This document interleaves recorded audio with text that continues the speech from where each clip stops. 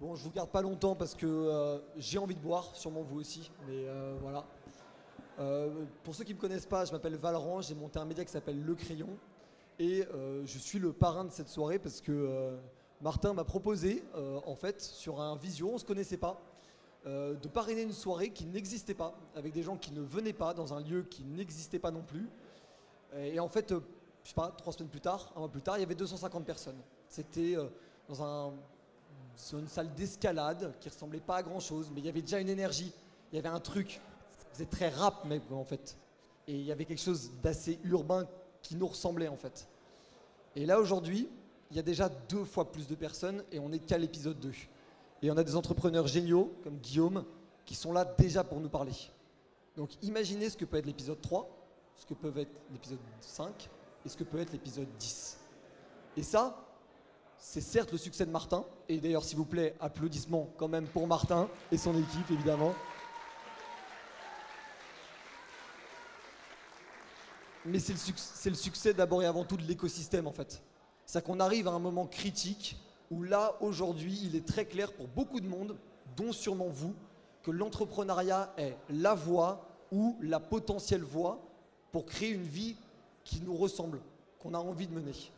Et j'aimerais parler vraiment de 3 valeurs qui nous animent tous, en tout cas l'équipe qui s'occupe de la soirée, qui nous anime vraiment.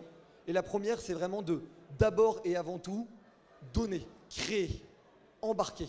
Avant de penser à son intérêt personnel, avant de penser à ce qu'on a nous à y gagner, qu'est-ce que les autres ont à tirer de ce qu'on fait. Que vous le sachiez, l'équipe dont Martin n'ont pas gagné d'argent sur la première Founders Night. Ça n'a jamais été le sujet. Ils ont d'abord créé quelque chose. Ils sont passés de 0 à 1. Ils ont fait quelque chose qui avait profondément l'ambition de réunir, de mettre des gens qui ne se connaissent pas, mais qui ont des intérêts en commun, qui ont des passions communes, qui ont parfois pour certains un manque cruel de collectif dans la même pièce. Et ça pour vous, pour vos propres business, croyez-moi, c'est vraiment de très très loin le premier conseil que je suivrais si je devais monter une nouvelle entreprise demain. D'abord, donner. Le deuxième sujet, c'est le long terme. 250 personnes dans une salle d'escalade, 450 dans une chapelle. À l'œil de l'humanité, c'est pas grand-chose. Il s'est passé beaucoup de trucs plus importants que ça. Mais il se passe quoi à l'avenir, en fait? Et c'est ça, en fait, la clé de tout. C'est que tout ce qui se construit sans le temps n'y résiste pas.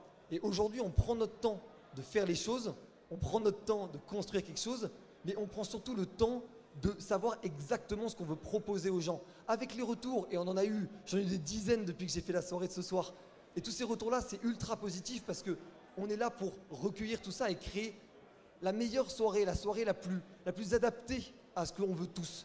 Et croyez-moi qu'entre les aspirants entrepreneurs et des entrepreneurs qui ont des boîtes à plusieurs centaines de millions, il y a une différence. Et pourtant, il y a un terrain d'entente à trouver. Et c'est sur le long terme qu'on le trouvera. Tout comme pour vos projets, c'est sur le long terme que vous trouverez les réponses. Au Crayon, on a mis plus de 1 an et demi avant de trouver un business model vraiment viable et rentable. Et franchement, ça nous a stressé pendant une période. Mais on a toujours cru. Et il y a un moment où le reste, en fait, nous a embarqués et on a réussi à aller beaucoup plus loin. Et le dernier point que je veux aborder, c'est l'ambition. Parce que je pense que c'est peut-être ça la caractéristique qui nous réunit le tous plus. On sent, et chacun pour ses causes, qu'il y a beaucoup de choses à reconstruire aujourd'hui en France. Il y a beaucoup de choses qui ne fonctionnent plus du tout. Il y a beaucoup de choses qui nous cassent les couilles au quotidien. On se dit putain mais ça devrait marcher. Un entrepreneur ferait ça mieux que l'État. Et je ne sais pas vous, mais moi cette phrase-là, j'ai l'impression de la dire tous les jours, sur quasiment tous les sujets. Bon certes, on est un peu politique, mais je le dis parce que dans ce cas-là, faites-le, faites mieux.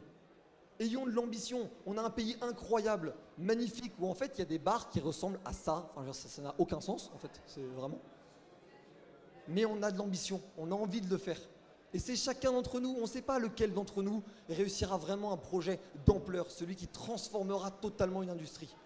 En revanche, il est absolument sûr et certain que si vous n'êtes pas content de quelque chose et que vous n'y faites rien, et là je cite ma sœur, vous n'avez pas à vous plaindre en fait. Parce que on a fait comme on a pu à l'époque. Et si on veut faire mieux, tout simplement, il faut qu'on se bouge le cul et qu'on fasse mieux. Et du coup, Allons nous enquiller les amis. Merci beaucoup.